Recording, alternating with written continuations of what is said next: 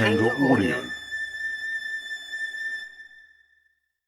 If you enjoy the stories on this podcast, you'll also like the stories in my book, Filmmaking Confidential, which isn't just for filmmakers, but also all artists and really any entrepreneur. Now an Amazon.com and Audible.com bestseller. I just want to say thank you to all of you who ordered it. If you haven't yet picked it up, it's available wherever books are sold in most countries around the world. Order it by visiting Audible or Amazon. To find out more, check out filmmakingconfidential.com and stevebalderson.com. And thank you. I'm Steve Balderson, and you're listening to the Filmmaking Confidential podcast. Each week, we meet with filmmakers, writers, actors, artists, and other notables. Today's guests are David Michael Latt, David Ramawi, and Paul Bales, partners in the independent production studio, The Asylum.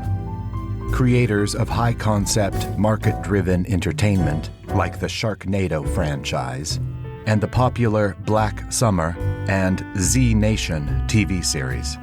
The Asylum also distributed my first film, Pep Squad, a dark comedy about American school violence.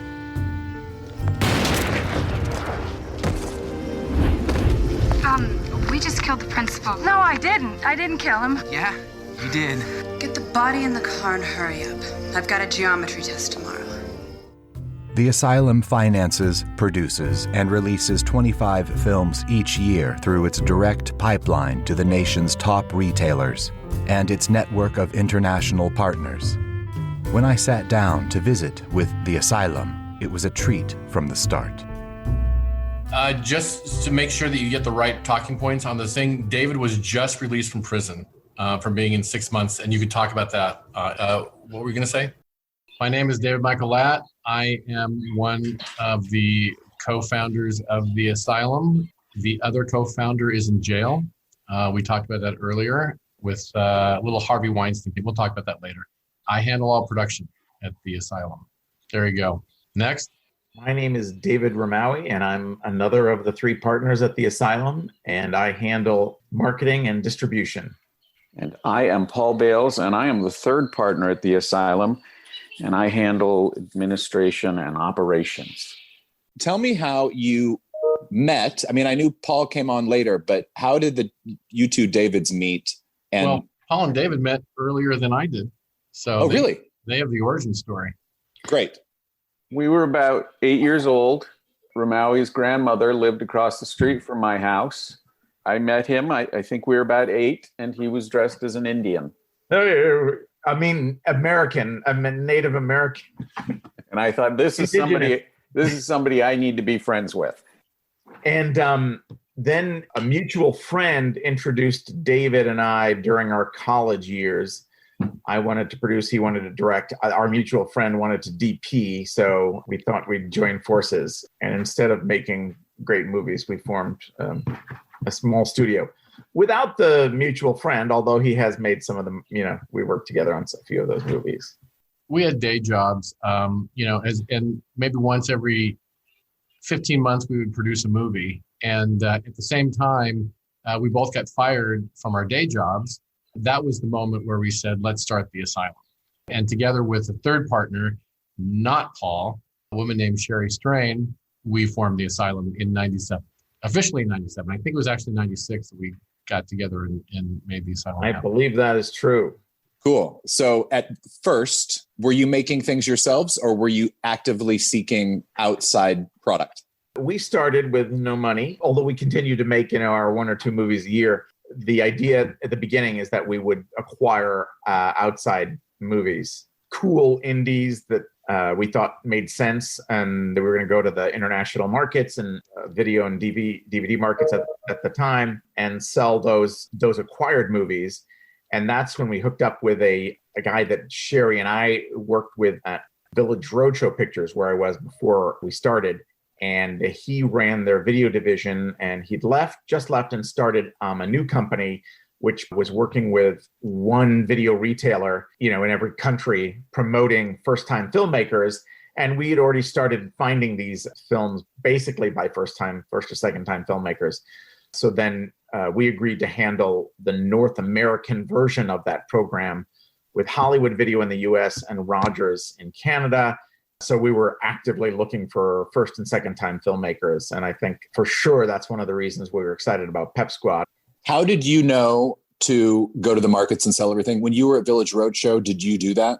Yes, that was part of what Sherry and I did there, international sales. Additionally, through selling our movies either directly or through a distributor, I also learned that way as well.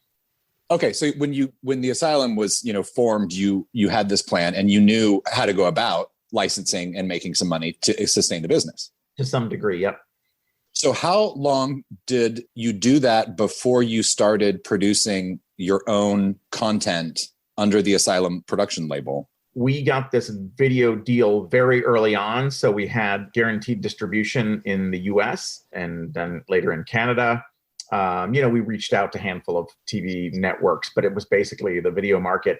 And then internationally, in going to the film markets, most notably the Cannes film market in France and then AFM in Santa Monica, you meet everyone there. So that's sort of the strategy early on.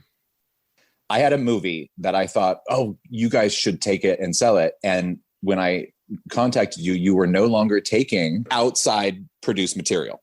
And right. I was so devastated because I was like, oh, you guys were so great to work with. I wish that, your business model was the same as it always had been, but it had changed. It had evolved into something else where you were making your own things and you were still distributing them and you still had deals and to get them out there, but it was a sort of different business model. How did tell me that story of that evolution from what Asylum used to be?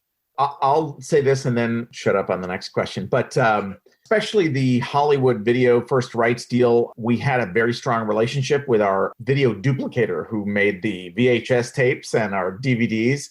He also, was an investor. And he said, look, if you guys have, other business things you want to do together, let us know.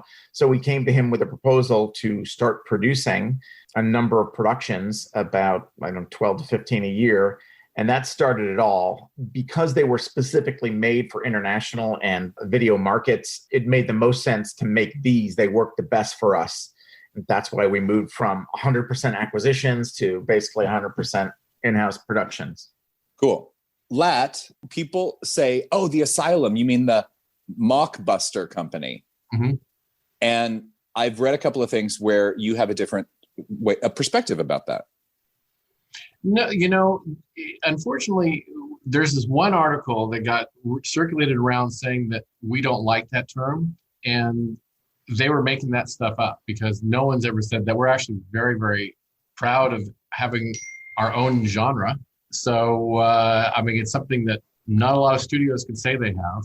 So we proudly make mockbusters, just look, we enjoy making movies. That's, the three of us on here, and I'm sure you, Stephen, as well, enjoy making movies. And that's what pushes us more than anything else. If it's a mockbuster, if it's a horror film, if it's, whatever it's going to be, it's just something that we just love to do. So, no, we're thrilled with making mockbusters or anything, really. Well, I think it's a little silly because the concept that you guys can't do it and everybody else can, because every major studio on earth has their version of the other guy's product. Absolutely. And when they do what is called drafting, it's a little more highbrow. They're a little bit more creatively protective of that. They have their own unique vision of it, where we're just kind of shameless and go, no, we're kind of marketing it in the same way and giving you very close proximity to the genre of what you expect. And it's worked for us and it works for them too, but they're just a little more snobby about it. Roma, what you were going to add? Well, I was just going to say that, sort of at the same time too, we note that at least with the theatrical movies, that it's typically minimum of 65%, probably more of the movies that are made are based on some existing property, be it a book, another movie, a series. So, it's all within the idea of making a movie that has a built-in audience. Right. And I was going to ask you that. Are you aware of the target market? And when you go to make the product, are you thinking about those buyers and the people who have those expectations so that along the way, when you're developing the movie, or the project or the script or whatever, that you're thinking about them from the get-go. Absolutely. Paul? Yes, I know it's sort of been the model of the Asylum, is that, we make what the market is looking for. And that usually comes from information from the buyers themselves. Back in the days of DVD, it used to be Hollywood Video and Blockbuster Video. And every month or so, Ramaui and I would go to Dallas or Portland and talk to them and say, we're thinking about making this. And they'll say, yes, do that, or no, don't do that.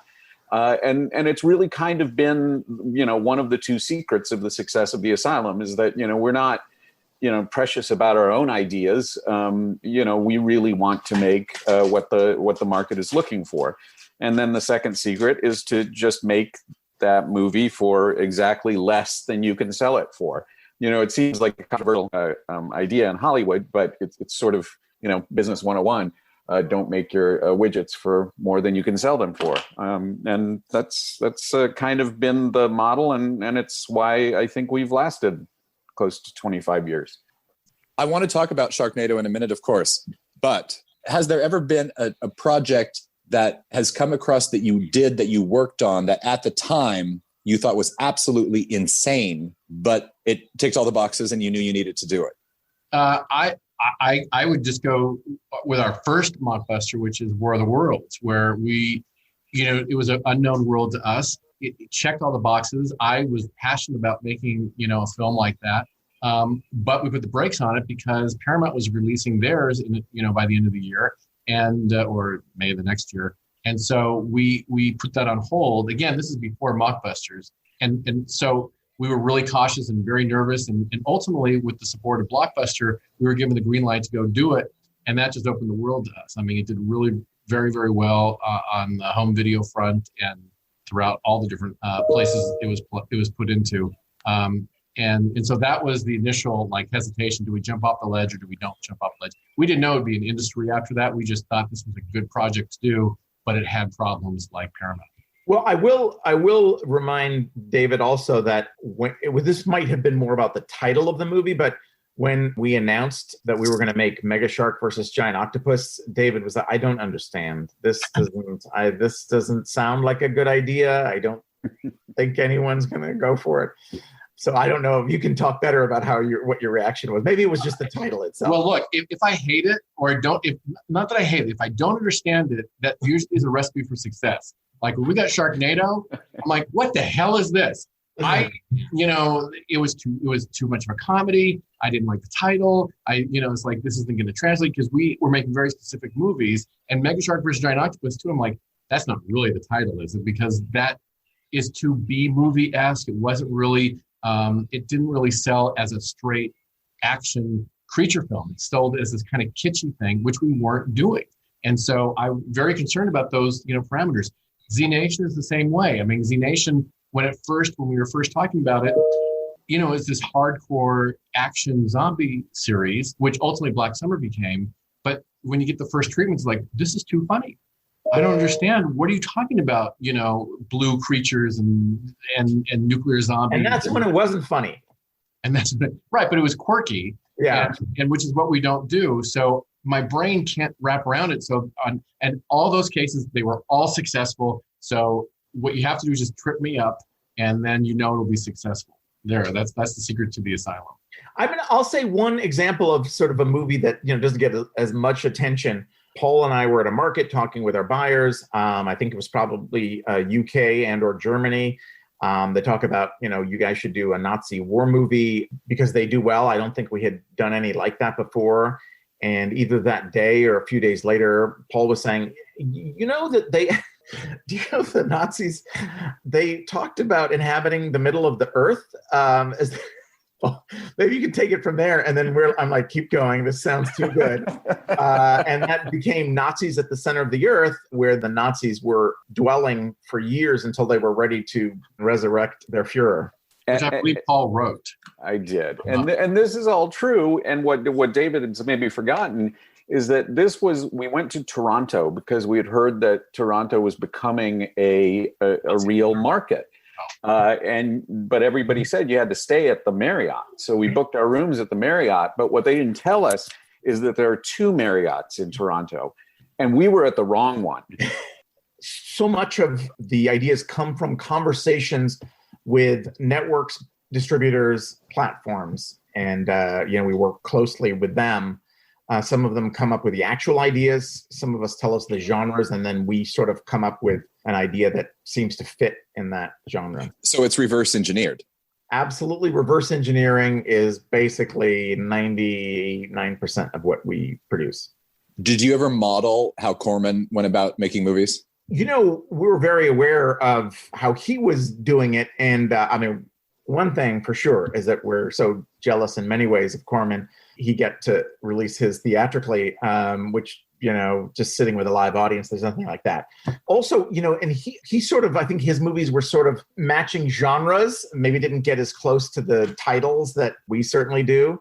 But it's more that drafting, as it's generally termed, mockbuster, is something that had been going on for years and years. For instance, one of the most successful operations was a company that was doing that with Disney movies. So they would get out on video before, while the theatrical Disney movies, be it Sleeping Beauty or I'm sure probably more modern ones like Little Mermaid and so on. So that's sort of more where it was a business model that was working, and especially because it doesn't require as much marketing or teaching the audience about this new product. So when we started our video label, it was definitely something that we wanted to build in, that you're doing something that has an awareness and you're not having to spend that much more money to make the audience aware of it.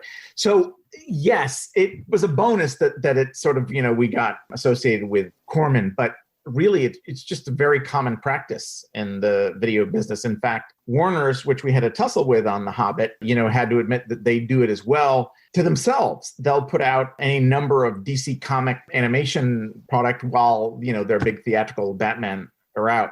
Basically, you're taking advantage of an awareness that the audience has about a theatrical product, having it cross over to the video audience. And so whether or not they're going to go see it in the theater, they want to see it now. I'm not going to go out to the theater to see Batman, but I will watch these animated, shows now. How did it evolve through the current climate of streaming and, there's no video place anymore? Well, I like to say that, we really benefit from film production becoming a digital proposition and just cutting corners everywhere in terms of our budgets. But we really were slaughtered because we shared the DVD wall space with giant blockbusters and other independents. You now have to share the size of a computer monitor or a TV monitor, and however many movies can fit on that. And that's when our business really became challenging, because we're often multiple windows away from that initial front window on a platform. How is it internationally? In Japan and the UK, and to some degree Germany, they are still watching everything, not everything, they're still watching a lot of DVDs. In fact, in Japan, it is the primary way you're going to see an independent movie. And then in the UK, it's just still a very big market for indies. So by the way, that's what they're still doing. The other answer is some of the markets disappeared, they went away. Independents just couldn't survive when those video stores disappeared. We hadn't sold Korea for probably 10 years, where that was one of the strongest independent markets when we first got in the business. And those video stores disappeared, and local production boomed there. So their audiences were watching local movies. But then as the internet, as SVOD and AVOD expanded, then we sort of came back in there. But yeah, we lost some markets for a while. David may not remember. Originally, when the video stores went out of business, it was really frustrating because our rental revenue and the number of rentals, it was the same. It didn't drop off. It's just those businesses just disappeared. And we didn't know where the audience went at first. And for a very brief period of time, we found the audience on the traditional VOD platforms like you get from your cable companies. And at the time, it was the Wild West, and they didn't curate those channels at all. They just listed titles alphabetically. And they've actually done studies where at least Americans are too lazy to go past the letter L. So we just titled our movies with numbers or the letter A. The studios couldn't compete with that because, they'd pick the 2012 Doomsday, and that's the movie that they were going to rent. And so for a while, it seemed to us like that's where the home video DVD business went. And it worked really well for us for a year or two. And then the studios caught on and said, well, no, you can't list these alphabetical titles. You've got to curate this. As David mentioned, the new release wall in the DVD days, nobody's ever been able to recreate that. You just get a tray of this is in theaters now, this is new and noteworthy, and that's where the laziness of Americans come in. They go, I'm not going to search for something. It'll be the first 5 things I see. And so it's become a challenge again. But we have a new bright spot until the studios figure out a way to screw us again. The partners of the Asylum. Another great guest on Filmmaking Confidential is legendary director Lloyd Kaufman. The other countries, Canada and Europe, have a lot more open-mindedness. They encourage their independent filmmakers. You have free speech in the United States as long as you don't say anything. You can hear my full interview with Lloyd at filmmakingconfidential.com or by subscribing for free to this podcast. When we come back, we'll learn more about the current evolution of independent film distribution and the birth of a franchise no one saw coming, Sharknado. Stay with us.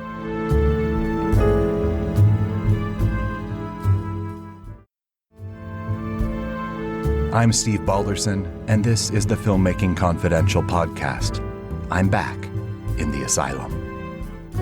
In addition to the studios, we think pushing back on so many movies starting with numbers and letter A's and B's, is that the studios were saying, how can we promote our catalog? And so you were seeing half of the screen where the audience is trying to find new titles filled with catalog, but tying into, in a way that a mockbuster would, tying into big theatrical movies. So Brad Pitt's coming out in a big theatrical. So now you have a whole row dedicated to, classic Brad Pitt movies. Half of the screen, half of where our titles might sit is being dedicated to big budget classic movies. And that's still the case today. And during award season, we do particularly well when half the screen is your Oscar-winning movies. Do you have, without giving away any secrets, do you have anything up your sleeve as a way to keep capitalizing and making sure that the Asylum's not going anywhere anytime soon? Paul was hinting at that, but before I get to that, is we definitely benefited from the early years of SVOD, where the subscription companies needed product and the studios weren't giving them away and they weren't making them available at the right time. So we definitely had sort of mini booms then where they would just be buying the product. After that, they started making enough of their own and closed deals with the studios. So basically shut us out from the SVOD business. But then where we found our audience has migrated to now is markets that many people in LA and New York may never ever heard of. And these are ad-based streaming platforms. So either a Netflix type AVOD service where you select a movie on your own, or more interestingly, linear channels that you can't pause, you can't rewind or fast forward. You are watching 100% curated and put in a linear order ad-based streaming channels. And the biggest platform is Pluto, but there are many, many others. Some that come built in with certain hardware, like a Samsung TV has their own, LG TV has their own channels, and that's sort of breathed really big life into our catalog. So much so where we've become a catalog company where before we were really focused on those new releases. It's definitely exploded in the US, and we're waiting to see how the rest of the world goes with it. But it's basically Tubi, which is sort of the Netflix of ad-based pick and choose what you're going to watch, and then Pluto, which is sit back, pick a channel that has product that you like, and you're set. There's one channel that's forensic files only. So, you put on something that's comfortable for you. And what we've found, luckily, is that a lot of these movies we've been making for the Sci-Fi Channel and just sci-fi movies in general, that's really been working well. So that's sort of our new world. And it's shocking because, we're all of a certain age where commercials are the last thing we want to see, and we do everything we can to avoid them. But, it just seems that people today would rather have free, and they're willing to watch commercials to have it. And that's how these new platforms work. But really, to your question of how we're going to survive, is we're just going to have to be able to change, which we've done 5 or 6 times just since the start of the company. I mean, the company started as a DVD rental company and then became sort of a VOD company, and then a television movie company. And then a television series company. And now we're in this AVOD platform company. And, it's going to change again. We know that. The advantage that we have, that independents have, is the ability to change pretty quickly when you have to. Do you have to answer to anybody, or does the buck stop with you guys? Our wives, we have to answer. Pretty much, yeah. We absolutely do. We absolutely don't. No, the buck stops with us. The buck stops with us, but we have buyers, and we have to make sure that what we make is for them. And that they, that we make something specific for them, and we don't screw around. We keep it in the budget, we keep it in the genre. And so in that respect, we are beholden to those people. How did Sharknado come about? Basically, we were having dinner with our friends at SYFY at an AFM event. I think it was AFM, or it was Comic-Con. We, as the dinner progressed, they wanted to know what we were working on. And we said, well, we have a treatment that we're working on called Shark Storm. It basically, the long and short of it, it's a storm that hits the Pacific coast and picks up a bunch of sharks and dumps it on Los Angeles. People have to fend the sharks away. That kind of hit a light bulb with one of our main buyers, Tom Vitale, and said, oh my goodness, I got to tell you, we made this film a year or so ago called Leprechauns in the Hood. And in that, one of the actors said, it was referring to an event that happened in the next town over. It was a sheriff going, yeah, that Sharknado that happened in the next town over really wiped them out. And we love the term Sharknado. We tried to find a show for it. We just didn't know what show. Look, if we take your plot, will you take our title? And then we'll make the film. We'll co-produce it together like we've done multiple times before. And we're like, absolutely. Because anytime SYFY got involved, that meant a lot more attention, more money, more, everything around it just it lifted up the show. And then coincidentally, we had just finished a movie called Hansel and Gretel, which was sort of a horror remake of the classic. And we were having a little difficulty finding a director who would do a movie called Sharknado. I think most of that is true. And so we reached out to Anthony Ferrante, and he said, oh, by the way, Sharknado, the Leprechaun movie that references it, I wrote that. And I've pitched them, Sharknado. It's actually been my idea and my partner's idea for a while. Now, SYFY knew him as a horror director, so they were resistant to put him in a disaster creature movie. But finally, after no one else wanted the gig, finally, after our cheerleading and the fact that it was difficult to get other people involved, he ended up doing it. So in a way, it was based on sort of the director's title that he had written in another script, and our thinking of, okay, what else can we do with sharks? Oh, let's put them in the air.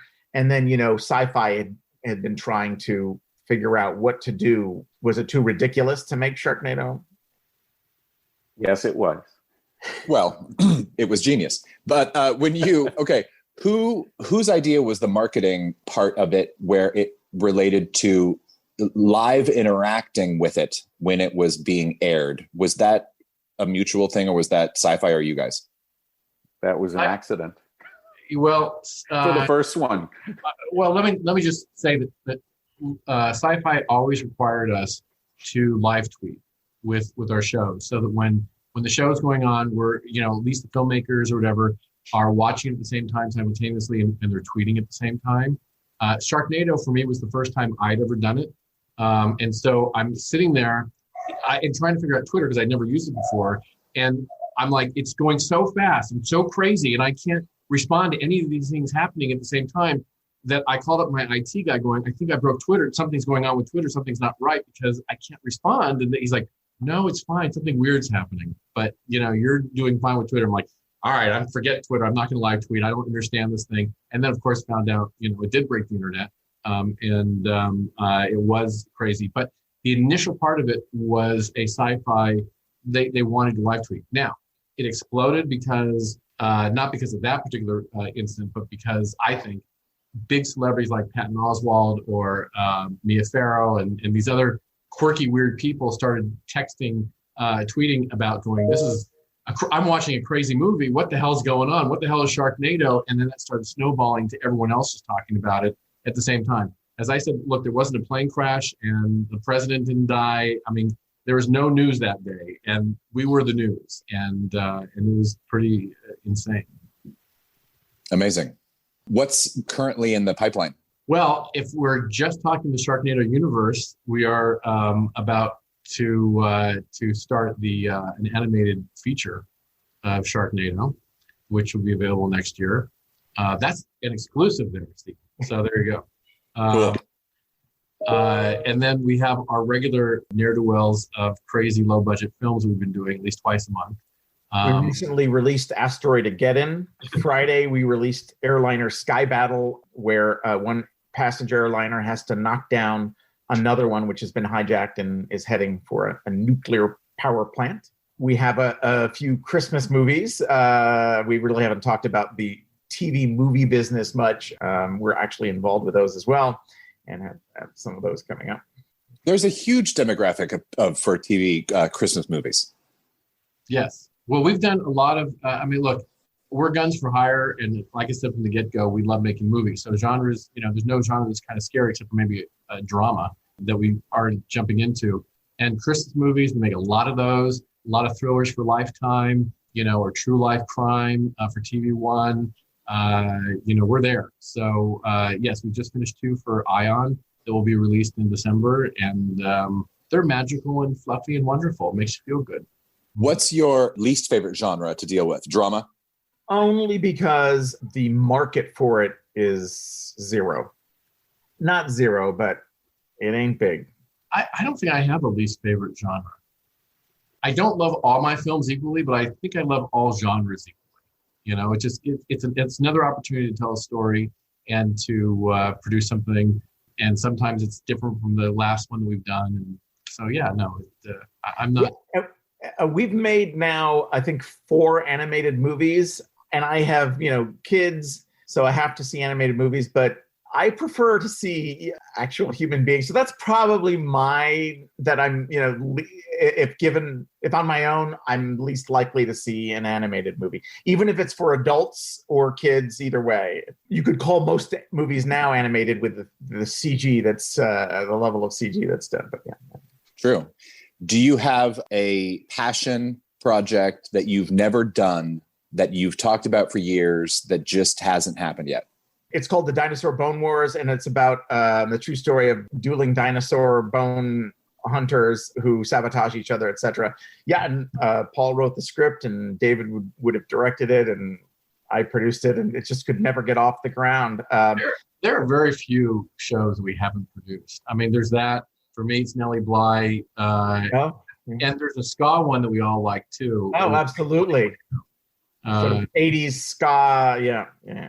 So that was back in the day. Yeah. Lately, we got excited about, I don't know if we all agree, but a mob TV series that I think we'd still like to see get made. Yeah, I will say that we have these very long meetings about television series and whether it's scripted or unscripted. And I pretty much love every single one of them. And they've just remained on this list for about 3 years. And it's driving me crazy because I want to get all of them made. So, you didn't ask the question, but we are developing our first series that would live on our AVOD channel, which is called the ASYLUM Movie Channel. So we'd have to change the name of it a bit. But because we'd love to get into a place where, like our movies, we were able to, sort of pull the trigger and make the series, give ourselves the green light. For the series. Does that mean we're going to go public? That's the next step. Yeah. Do you have any advice for someone who is just now starting their film career, or they want to be a filmmaker, in the way that movies are made and distributed today? It depends on what they want to do. Because if somebody is looking to get into the business as, crew member of any type, just move to Los Angeles and, start hustling for work. But if you're a creator, meaning a writer, director, producer, I give the same advice every year at AFM, and nobody ever takes me up on it, is I would start my own YouTube channel. If you're really good, Hollywood is going to find you. And if you're just okay, you might be able to make enough money to, support yourself with your YouTube channel. So I would make a YouTube channel, and that's the advice I would give anybody coming up. And I would say that, especially if you want to make a real living, you need to get into series. The movie business, especially independent movies, it's just never been worse. In terms of being a filmmaker, unfortunately, I think the answer is over in series, if that's okay, and take advantage of thousands and thousands of hours that are being made, either scripted or unscripted, over at the platforms and so on. Follow that path of writing, getting into that writer's room, and then moving up that way. And I would, for the entry level creative person, when I speak, it's really this town, this industry is all about who you know. It is, and if you're not lucky enough to be a cousin, brother, or sister, or whatever, to and work the nepotism route, then you have to go out and meet as many people as possible. But that means hanging out, go to parties, go to where the hotspots are in LA or New York, sometimes Chicago. But you have to move here and meet people. If you're not going to do that, you're going to stay in your town, which is okay. It just makes it more difficult. Universities have guest speakers all the time. Film commissions have, who's shooting where. Go out, meet these people. Go to the seminars. Go to the film festivals. Meet the filmmakers. Make sure they meet you. Have a card handy, and be prepared to sell yourself in some ways, and also be prepared to make a friend as well. I mean, this is, again, it's a relationship business, and you have to be prepared for that. If you are talking about making feature films, movies, then, look for those companies that make the movies that you love, and right. Get in there, because once you're locked in, you're probably going to stay sort of on that trajectory. Partners David Michael Latt, David Ramawi, and Paul Bales of The Asylum. Tune in next time for more Filmmaking Confidential. It is totally free to subscribe, and when you subscribe, you'll get upcoming new episodes automatically, and you'll have free access to all our past shows. Please remember to rate and review. The Filmmaking Confidential podcast is a production of Dakanga Audio and produced by myself and Ella Spencer. Our theme music is composed by Kevin Robles. For more of the Filmmaking Confidential podcast, head over to filmmakingconfidential.com. If you have a question about filmmaking you'd like answered on the podcast, send me an email using the contact form on the website. To learn more of my filmmaking secrets, be sure to pick up a copy of the book, Filmmaking Confidential, available on Audible, paperback, and ebook, wherever books are sold. I'm Steve Balderson. Thanks for listening and spreading the word. Until next time, keep making, keep doing, keep going.